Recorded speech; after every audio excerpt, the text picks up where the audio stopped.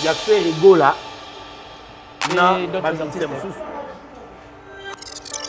Fait rigola. A quoi il y a Nzembo Lelo. Nzembo wana esali 10 ans. Batu bayoka. Le reste de Nzembo a mélangé moi qui wenge moi qui ni. Mais la logique à dynastie, au senti la douceur à Carlite Bini. Obi Kofi aza génie, aza génie moko. Non, donc il y a des caca. Non, mais notamment le Nzembo. Regarde la 6e chanteur Kofi. Regarde Nzembo, il y a réalité. Il y a Ferré.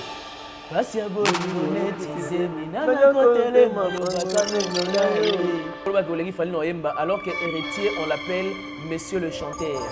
Mais il s'est pointé dans l'une de ses vidéos, avec que Fali Aza parmi Batu Oyo Basim de ses micros. Bon, là, le chemin de la croix n'est pas. Oh, comment ça? Ah, qu'est-ce qu'on a expliqué? Donc, vous voulez dire que c'était héritier a joué au sentiment de malveillance. Ayebi que faire dans le terrain.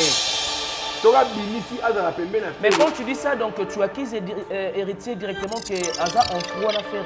Voilà pourquoi Aolo Bapé Bongo d'une part. Mais héritier comme héritier, il ne faut pas. Ayagi non nous connaissons des danseurs. Quoi bien na kibinda. Aussi nous sommes micro-déni. Non mais le problème est que nous ça là, lito il est déjà. Ok. C'est lito. Ne croyez pas que ce qu'on a des fanatiques. Au début ça album fanatique va se perdre l'eau na yo. C'est que l'eau on a danger. Il faut pas que non fanatique na yo.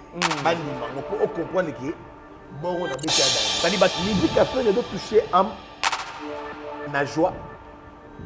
Et puis en même temps, dans la situation de détresse. Voilà. Joan Nzembo et Meli Patrick Mangaya. Héritier du trône. Héritier du trône. Yebisanga il place ya Maweza wapi. Bon, on a tenté dans l'Elisa partenaire nanga. So ayo Nzembo fali mo. Ah. Mais tout sur là. Ok. Non, je te comprends logiquement, ouais. Nga, dès Nazaré là. Dans l'Elisa partenaire nanga té. Na bonne la partenaire na chaka à l'aise. Et puis les cola ngoza romantique. Romantique ya blague té. Ayo Nzembo fali mo. Ils a essengoni sengo. Donc moi ça do CP là, ba pété mobali ya malonga. Yango moni faire que plus loin na Nzembo na lobby. Est-ce que Dalila andima koteka Samson ezaki po ba pété ki mobali ya ba qualité na yo. OK. Quel niveau moi ça do lobela mobali na ye. Parce que ba Nzembo bongo fo ezala zala. Yango do sala ki ebakisa bolingo.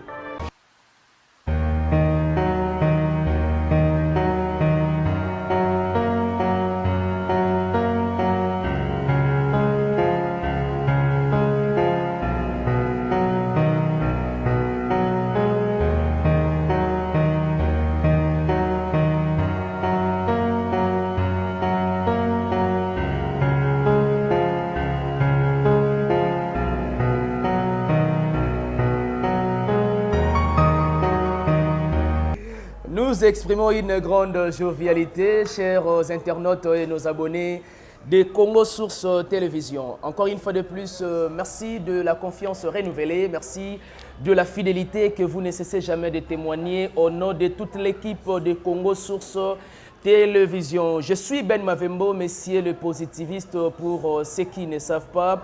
Et donc, restez branchés et scottiers à celui ou celle qui tombera dans cette émission pour une première. Et donc, nous vous demandons la main sur le cœur de s'abonner et puis de nous laisser vos commentaires. Ça nous fera énormément plaisir.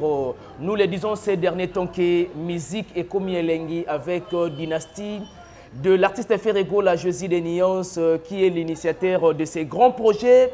Et donc, nous l'avons déjà constaté depuis le 13, il y a eu la sortie officielle, bien entendu, du Dynastie 2, volume 1. Mais aujourd'hui, encore une fois de plus, nous partageons la joie avec vous, des mélomanes de la bonne musique, des Gaulois, des Gauloises, des gladiateurs, parce que Dynastie 2, volume 2 est déjà disponible dans toutes les plateformes de l'artiste Ferrego, la Jésus des Nuances. Moi, personnellement, je tiens à féliciter des Gaulois parce que nous avons remarqué une évolution du côté la chaîne YouTube de l'artiste Ferrego, la Jésus des Nuances.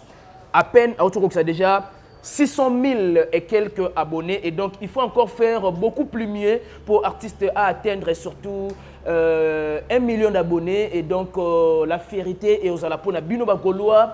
Et puis pour des mélomanes de la bonne musique. Sur ce plateau, je pense bien que je ne serai pas seul. Je serai avec un analyste socio-culturel. Avec lui, nous allons parler de pas mal de sujets. Parce que vous le savez bien que déjà aujourd'hui, il est la sortie officielle de Dynastie 2 volume 2. Et pourquoi pas quand même de vous signaler que la musique congolaise est en deuil. Parce que nous avons perdu l'un des grands solistes, l'un des grands guitaristes qui est bel et bien au nom de Rigo Star. On va en parler dans cette émission parce qu'il a beaucoup s'aimé. Il a travaillé aussi avec pas mal d'artistes et musiciens congolais. Je profite de l'occasion de dire un grand merci à celui qu'on appelle Simon Mavembo de Switzerland et à Swanana Pirate. Et un grand merci aussi à celui qu'on appelle Capital Luciana, grand prêtre de Switzerland. Et un grand merci aussi à Mumberto Nsiku, un pauvre qui prend des riches en charge depuis Luxembourg, le père de jeu de pied, l'ami intime de Maxime Massangu, l'X Pressing, dans rond-point Willery. Mon polo oyo, il y a Dolce Gabbana. So mon yango pembe boye makasi, c'est parce que moi personnellement, j'étais passé par l'X Pressing dans rond-point Willery. Yango moni ke ba rendre yango très chic. Et merci aussi à celle qu'on appelle la noblesse oblige Mavembo Fiti Rogeriste, la grande sœur de Johanna Gladines Mavembo et de Bensi Bazonga, sans oublier Estrella Mavembo. Merci à vous, nos abonnés, et parce que je suis sûr et certain que vous allez partager cette émission de manière inimaginable. À toi, Hervé Bossitapé, Tolomo, 19 cm, et donc mon invité déjà sur ce plateau, à qui je dis bonjour et puis bon début de week-end, l'homme saint dans un corps sain. Bonjour Ben Mavembo, bonjour na Hervé Bossitapé, Tolomo 19 cm, Mobali. Yali Garouba, c'est toujours Mobali. Voilà, merci Nayo pour l'invitation, merci Nabato Tubazola. Merci. Nabato Tuba continue à soutenir Bisso. Naninga ami kotanga ba kombo na bango. Banani wana. Par exemple, Simon Mavembo de Switzerland, etc. En aucun jour, il y a les sommes. Tu as papa n'a j'ai des pieds. Un pauvre qui prend des riches en charge, mon père, ton site. Wapi les sommes na salle. Nice. Etc. ma belle. En aucun jour, il y a les sommes. Et voilà, dès l'entrée de jeu, je profite aussi de l'occasion de dire un grand merci à celle qu'on appelle Tani Ilondo, la cire naturelle, Oshoué, Prince Kassavubu, Espace République Lipanda D. Dans un corps sain, santé, ça va?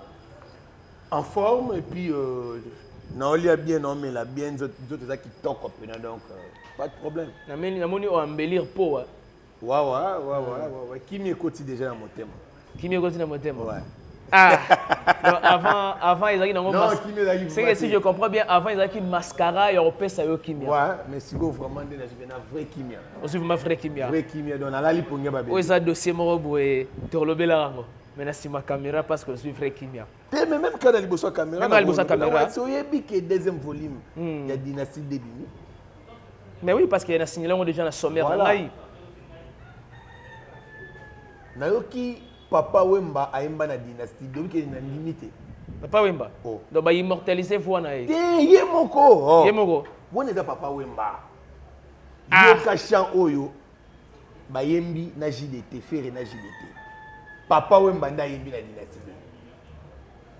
OK. Donc on retrouve Papa Wemba. Oh. Maman Amazon kuta silika nga porter faire plainte. Oh comment ça? Ah mais comment goyo kisanga mutema pasi bona yo ke on a balanga kufote. Oh là. Et voilà, l'homme c'est j'aimerais bien qu'il y ait dans la dynastie volume 2. Un mot d'abord par rapport au décès, par rapport il y a disparu, il y a Rigo Star, il a travaillé avec pas mal d'artistes et musiciens congolais et du coup comme ça il nous a quittés. Non, d'abord, on a une lunette pour un respect à Moïse. Oui, voilà. Vraiment, je suis choqué et puis touché. Il y a au moins un star à mon nez, le quoi Rigo Star à Kekaboy. Ngai na Naïba Rigo Star vraiment bien à reconnaître. Naïba pena bien à vivre la musique. Papa Malaki soka yimbe ma gangi Rigo Star. C'est là où ce que na commence na yoki solo moi ezo beta na comprendre on a Rigo Star.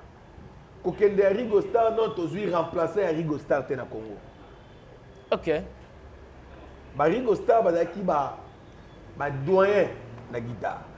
Oyebi ils ont un garçon moko papa m'a pas fouillé moi mingi Olivier Timanga muluba ya moindo. Olivier Timanga. Maintenant na commis na niveau ba Rigo Star te. OK. Olivier Timanga. Donc azan a chemin maintenant vers Rigo Star. Azan na chemin. Na savoir naé. Maintenant na commis na niveau Rigo Star. Est-ce que oyebi que même Alain Makaba oya wenga le Rigo Star. Alain Makaba. Mais oui. Aleki Rigo Star. Mais oui. Okay. Aleki Dani. Olivier Timanga. Olivier Timanga. Est-ce que bien? Et tu n'as jamais été satisfait de savoir artistique il y a Olivier Timanga? Non, avec un accompagnement, c'est bien. C'est pas un accompagnement. OK. Avec un accompagnement, c'est bien. Et puis voilà. Mais Kolobaki, Olivier Timanga, Amicha, na place où Amicha Kawana, t'es en ondete. Espérons que peut-être même soit Paul Sapé Moussala, voilà pourquoi il se met déjà dans les nirvana de son boulot. Non. Mais boulot. Ah, moi s'il te plaît. Asegini les nirvana. Non, mais le problème est que Moussala, Lito inde muteji chaka. Moni. OK. C'est Lito. Ne croyez pas que ce qu'on a des fanatiques. Au Bibisa album fanatique va s'épée des logo na yo. C'est que l'eau est danger. Il faut que non fanatique na yo bandi mango pour comprendre que bon on a bêté à danger. Ça dit bateau communément to benga vraiment de mélomane de la bonne musique. Avant diwana ayo rakutu falite. Maintenant moment ba yo kinze moko fali abi ça dit à travailler. À travailler. Ce n'est pas facile. OK. Pour le comment nazana na yebi que pour na yemba il faut une déception, on a touché Bassi. J'aimerais bien faire la parenthèse Morobo si rapidement et puis nous allons la fermer aussi si rapidement. Tu te conviens avec les gens qui disent que les chansons de Fally touchent le cœur et l'âme? En parenthèse, hein, si rapidement, en 30 secondes. Si rapidement, c'est juste parce que il touchera l'âme, oui. Pourquoi mais non? Pourquoi? Moutou a déçu. À la facilité. À la facilité au capitaine. Et puis est touché. Est touché. OK. Tu sais, na vandi boye ba cho boyanga. Ce qu'on a coûté na garçon mo boye ameka olinganga. To seka. Na oyembela mobala cho boyanga depo kenda chérie nga c'est comme ça. C'est comme ça Fally. OK. Mais c'est différent maintenant avec Ferry. Musique à Ferry doit toucher âme. Na joie. Et puis en même temps, dans la situation de détresse. Voilà. Joan Zembo Yembeli Patrick Mangaya. Héritier du trône. Héritier du trône. Yebisa ngai place ya Maweza wapi. Isa esengone sengo. Donc moi ça do sepela ba pesa mobali ya malonga. Yango moni faire que plus loin na Nzembo wana lobi. Est-ce que Dalila andima koteka Samson ezate po ba pesa ki mobali ya ba qualité na yo? OK. Tel niveau moi ça doit le mobali na ye. Ce que banzemba bongo fo ezala. Yango do sala ki emba ki sabolingo. Oh banzemba ba déception, ce que do la pe mingi et do sala ki ba déception pe ezala mingi. Yango na do sabatu ki tina ba 2026, attention, musique ba déception aussi là. C'est 2026. Mais non, tant que c'est comme si on était Mokile qui est en joie. Ah mais oui, yango de to souhaiter. Non, mais c'est quasi impossible. Non. C'est vrai que Moutoumont a souhaité un malheur. Quand aussi là, moi. OK. Mais ça va diminuer. Pourquoi? Aujourd'hui, les gens ont compris maintenant que Nabolingo vaut mieux Nazana Oyanga qui n'a tâtonné. Ça n'est pas dans langage de biso chinois qui osana namni numéro ya sapatu na yo. Numéro ya sapatu na yo. Des bases dans mon boy. Ça dit nzungu na mufinu kuna mo. Voilà. Si on a tenté na l'elisa partenaire nanga. So ayoka nzembo afali mukoni. Ah! Mais tout sur là. Ok. Non, je te comprends logiquement, ouais. Nga, ndé nazalelaka. Na lelisi partenaire na ngate. Na bondi la partenaire na ngana tchaka à l'aise. Et puis les cols en romantique. Romantique ya blaguité. Ayoka nzembo afali mukoni. Ayoka Patrick Mangaya. Ok.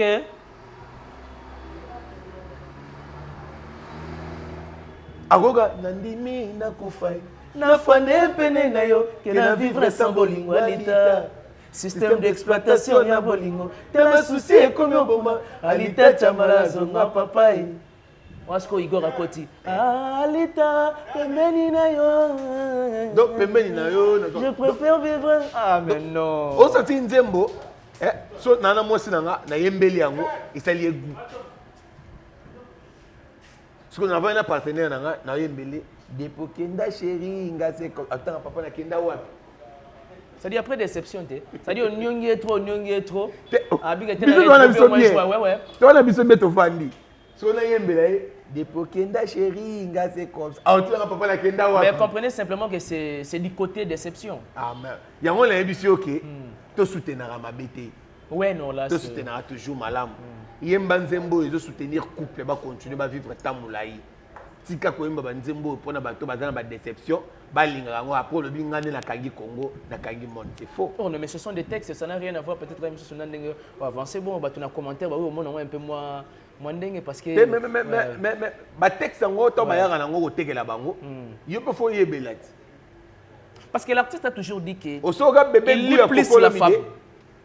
Maé balebo ya ka jamais ko sangana. Eh j'ai tala Obi Kofi aza génie moko. Non, donc il y a kaka. Non mais notenga lo banzembo. Regarde sixième chanteur Kofi. Ah. Regarde nzembo ya réalité. Ya ferré. Pasi ya bolingo netize mina na kotele maloba kamemela yo. Ah. Donc c'est pour vous dire que il y a des chansons oyoyo. Ceux qui n'a fandi n'a parlé. Madame Nanga Olamba, Nana Baye moi 20. On a facilité Nana Gondo, Nana Gondo, na polo mourir lemba. Na fan disco na choma kolikolo na oyoka, na fina chombo. Likolo on skora baflele la nanda. Baflele la gana pa. Madame Osalaka va via. On sko yepé à la gravité. Et le lemba. Atke lo mo lemba. Soit l'équipe hôtel madame Obogelenzo. Oui, madame le roi ba 12e dame. Ouais, maestro. Papa kola kana ye ba rouge à lèvres té. Mataka na bango ye pe ba silete. Et papa na vernis. Ba plaka ye na nutenga na kataka ye ngamoko. Manzaka na maboko pe ya makolo na mino na. Olegi fali no yemba. Musika. Ngam lo yemba bien bo esa autotune. Yo koloba ko olegi fali no yemba alors que héritier on l'appelle monsieur le chanteur.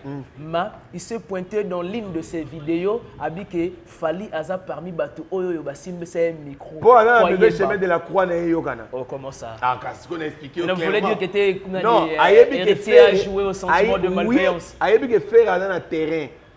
Sora bimisi azala pembe na faire. Mais quand tu dis ça donc tu acquises héritier directement que Aza en froid na faire. Voilà pourquoi Aolo Bapé Bongo dîne pas. Mais héritier comme héritier il peut pas. Ah bon? Oh. Ah bon? Héritier. A comment héritier il peut pas. Depuis quand? Oh. Mais moi on a propos na to à la télévision. Osoka héritier de maman lamu pena pour na faire rigole. Non mais oui. Il a déjà fait. J'ai expliqué. Héritier sera lobby li kama malamu mukie pour na faire. C'est cadeau flatté. Yo moko lobby motindi bato no ba fini faire. Donc style de vie héritier ngwana. Yangwana. Fali na kati ya kibinda ya Nsele Mfumu que je salue. Nzambe pena sungo biko tambola makolomi ba les onga normal parce que ça accident azana moi problème. Azo tambola moi biki Nsele Mfumu que je salue. OK. D'ailleurs tozane na libala ya le boss balobi excellence Roli Mandiang l'homme au gros billet. Boss. Naïf Sayo. Et puis bah prompte guérison à celle qu'on appelle Betty Mwamba. BM. Que Dieu soit avec toi. C'est lui qui guérit et le médecin ne fait que soigner. Vous comprenez? Ayaki non nous connaissons que danseur. Pour bien na kibinda, aussi miso micro ndeni. Pour yemo fali ba simbise micro pas c'est l'infumu. Parce qu'il fallait à son tour à Simbisi hériter micro. Oh, mais tu doutes de ça comment alors que la personne elle-même a vu que c'est ça que Luka Bez. Nana ngwa yebite que hériter de sa chemin de la croix, azo Luka Bez pour chemin de la croix na yogan. Et il y a au combattre dynastie, tu sais. Nandeni. Il y a une polémique qui tourne autour de pas mal de émissions au niveau internet. Babindombe a sali sortie médiatique a dit que c'est lui que vous appelez le meilleur de tous les temps. Il n'a pas une chanson comparable à la mienne, Maman Mabé. Personnellement, regarde bien la caméra, sois sincère envers toi-même. Tu trouves que Eza va propos moroboué, Eza nango, c'est-à-dire Eza, ok, tu as appuyé ou soit il faut te revoir nano maloba oyo babindombe alobi. Mais te revoir on est clair, trop clair. Ok. Zoa na carrière a fallu banda bandi musique tilelo. Contrôler musique naïe. Ce qui le véritable Odemba nakati. Ndo yebisanga ke banzemo nzemo l'équipe Maman Mabé. Ah non mais ça dit tu t'appuies maintenant sur il y a on a une explication. Odemba, OK. Et quand on parle de la rumba, c'est l'Odemba. Même au tchatcho ça rumba te. Tchatcho ya rumba te. Tchatcho ça mélange à rythme. Ayana moi 2 temps na mo ko tisa wana. Tchatcho ça rumba te. Quand on parle de la rumba, c'est Odemba. Si vous contrôlez banzembo ya fali depuis à bandi. Ti lelo. Au moins que Odemba ça au moins que c'est du tchatcho. Nalina toke mona battle morobo ngana tanga banzembo moi kala ya fali et puis au appuyer si c'est de l'Odemba ou pas. Voilà. Attente. Non, il faut Odemba. Tu es sûr? Yoga rythme na onde banda. Ah, instrumental elle est là. Yoga. Ah, associé. De la joie instrumentale wana. Osoka nzembo ya Kofi dessin animé. Oui. Mbongo ya bibende yoga sko instrumental mbongo ya bibende. Zonga wana na attente. Donc attente. Oui. C'est du tchatcho. Automatiquement c'est du tchatcho. Bon on sait yo. Où ils ont formé cette heure. Ce n'est pas aussi exactement. Non non on peut. C'est yo maman mokondi. T'es na hein? Bon on a zone kala snaba oh yora kasiwa. Voilà. To si là. Parce que na yoka album a fallu et souka na power. Obi attentité associé PT. C'est mon initiative. Bon, nzembo ya likukuma. Maloba nanga ya moto likukuma. Eza tchatcho. Moi je parle de Odemba, le véritable rumba. OK, na longa la battle wana. Parce que toke na approche contextuelle ya Babindombe que azana nzembo monter l'équipe Maman Mabé. To suka na wana. To suka wana. Mamba lobi. Donc c'est là où les bas blessent. Et puis réel. Ala nzembo fallait dans nzembo moko te na carrière de l'équipe Maman Mabé ya Babindombe. Exact. En termes de quoi il faut expliquer des gens web. Tika konyokola motema salumu. Yoka sko simawana. Yoka musique ebeta wana. Tu recompares un peu les. Oyebi ke Weranson yé moko na vie na ye. Ouais. Asana na rumba lokwa Maman Mabé te. Ah bongo nani Chantal. Ah bon Chantal lokwa Maman Mabé. On est c'est du wenge. Yalo wa nzembo na yoki Emilia bayembi na ferré. C'est du wenge. On comprend que là vraiment donc c'est la fondation du wenge. Mais le soubassement du wenge. Na ferré, c'est pas du wenge. Martyrisé. Une belle chanson d'amour. Ce n'est pas du wenge. Faire à Yembi. Faire à côté ici. Yembi. Faire à côté ici, akena vive la musique. Azu rythme ya vive la musique. Ayenango. Mais avant d'ici ka Odemba. Avant d'ici qu'on a Odemba. Tout ça comprendre. Très bien. Donc ayibi papa Wemba, ayena papa Wemba na Odemba. Et Vandi. OK. Et Fanny, c'est ça. Donc, combien de temps tu as Odemba t'es pas à faire pour me conduire Odemba lelo na Congo? Non, mais c'est connu de tous, ce n'est pas un secret parce que Ferregola est aujourd'hui héritier de la rumba Odemba. Et c'est connu de tous. il est le seul musicien à côté ça au de Manakata Wenge. Blaise Boulot a même so aboyaka faire na ndenge mobuka ya ki Wenge. Pour aller dans ki Wenge. Aboyaka ne teka boya pena faire. Pour que faire alegi na yé. Mais na ndenge sko ya ki Wenge, Blaise Boulot bulage, il pas danger wa faire te akomate. Pourtant on a délégué. Te fait akomate. Na vine mobimba ara na deux chansons yokana. Nani wala? Blaise Boula. Blaise Boula. Oh ya nini ya Saint-Valentin. Saint-Valentin. Na Céline. Te non Céline za ya fait la biso na. Na nzembo moko ya kala pene ya Wenge. Asala clip nga amema mwana eboye. Titre nango ebungi ngai. Ouais, nga petit peu kimi. Mais je me rappelle quand même de la chanson. Voilà. Mais j'aimerais bien que tu mettes le solo ya Dynastie. Tu dis que le 13 c'était la sortie officielle surtout il y a premier volume, non? Dynastie 2 premier volume.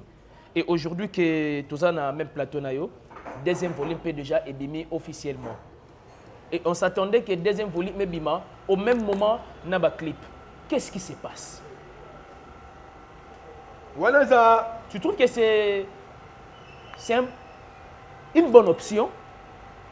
Il y aura le bimisango bongo et puis plus de 40 chansons. Banzembo za clipé. Non, les problèmes on peut tout en Congo d'Arani. Biso na Congo et là quoi va soutenir Banzembo d'Aga ba clip. OK. Et puis pour eux ka album, t'as comment le album n'est na succès sur la musique ba clip. Ndé on comprendre que album nanga et un succès ou pas.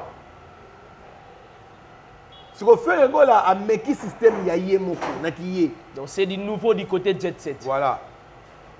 Azui a boaki nanu Banzembo bozwa nanu tous les 40 chansons. Après les 40 chansons, ndeto kozonga sikoyo. To bandi sikoyo ko bimisa ba clip moko bo consommer siko ba. Pourquoi? Elle a besoin d'être à 8 ans à bimisa l'autre. Mais quand fait parfois fait 5 ans, 7 ans, 8 ans sans album, n'a disque de marché, personnellement, tu te dis que c'est une bonne option aussi parce que les autres musiques qui étaient après 2 ans, 3 ans, au tel on a marché. Dans le bien. Pour nous garder quand même moins starisation, le succès, l'ampleur. Il y a un moment où on appelle une autre différence. Il y a fait rigolo là. Et d'autres artistes. Fait rigolo là. À quoi il y a Banzembo Lelo. Nzembo wana esali 10 ans. Batu balinga ngo kaka. Batu bayoka ngo. Mais na ba musicien soka bimisa album lelo. Après 8 mois album wana esali esili. Après 8 mois. Après 8 mois. Akomi soko luka abimisa mosusu po eya esala kaka azala. Est-ce que ces artistes là au lobby wana au Congo bazali pe? Bazali. 1 Fali. Ah, tu es sûr? Je suis trop sûr. Mais bah, droit chemin, bah, Arsenal, bah, Power, bah, Control. Bah, so nous comprenons encore, bêta calcul, bah on va minzela moro. On a combien d'albums? On a combien d'albums? Non, mais ils ont dépendre peut-être même sur na travail à mort on a encore. Ils ont dépendre de ce que la musique ni les autres tikala. OK. Obiga mission na ndenge mabete pour sortir en moté. N'habite surtout ça là aussi taper nini. Mais ah au cas tu te y bête à 10 minutes. OK, vas-y, t'as ta chance. Non, on l'a toujours dit que TV Zangonga dans un corset, mais sinon il faut le dire ouvertement que félicitations à Ferregola pour un savoir-faire il y a Dynastie. Non, Dynastie. Et moi personnellement je le dis que Ferregola yembinde non atikala jamais ko yemba na ba disque précédent na. Non. Il y a une grande différence. Il y a quand même faire rigolo à disque oyo. Na ba disque no soto. OK. Faire rigolo to yebi na oyemba ya boy. Premier nzembo yemba na douceur. Ezalaki nzembo yemba na quartier latin. On ça remix ça c'est Sylvie. T. Incertitude. Le reste de nzembo a mélangé moi qui wenge moi qui ni. Mais dans la logique à Dynastie, on sentit la douceur à Carly Pebini. Dans la logique à Dynastie. Donc on peut dire que Ferregola dans la Dynastie a sali incarnation, il y a résumé à musique à Congo. Musique à Congo. Donc, si on comprendre l'histoire, il y a musique à Congo. D'ailleurs, le Yoka dynastie. vieux Zach peut déjà le bango déjà gâté musique à Congo. Ils ont amené na nzoto affaire école. Mais la souka n'onga ozela pas comme année, mutaba défilé, agoma naena ni sa père à la tibema minene. Et voilà. Tout est bien qui finit bien. On commence toujours par les commencements et on finit par la fin. L'homme c'est dans un corps sain. C'était un plaisir de partager avec toi. Attention, il ne faut pas oublier, les lots fait la conférence de presse. Ouais. Donc, les lots a représenté Bisso Dynastie. Pour te comprendre, depuis toi, ce qu'on décortique bien. Donc, tenez-vous prêts. Ouais. Tout le monde les lots fait rigola à Koloba. Donc, voilà. Qu'est-ce que les gens peuvent retenir dans le passage na Congo sur cette télévision? Consommons Dynastie, deuxième volume 2 et demi. Pour la première fois, on a reboyé pour rebo animaka. Mais il faut recommander les gens il y a seconde chance. Il y a seconde chance. Seconde chance. Oui. Et puis martyrisé. Collaboration avec JDT en tout cas. Et puis au-delà il y a qualité artistique. Il y a Rebo Chilo, na fait rigola. Bon senti que les gens ne comprendre que ceux qui botte Rebo, botte Cindy, battle ya makasi. Battle makasi.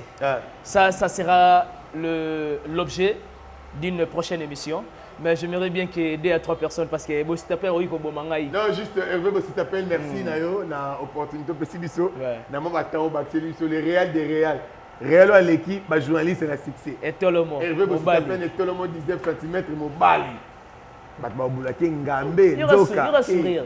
Voilà, merci et puis merci na Mukolo espace Oyo balobi Tani Londo, la surnaturelle. Moi ça Moindo.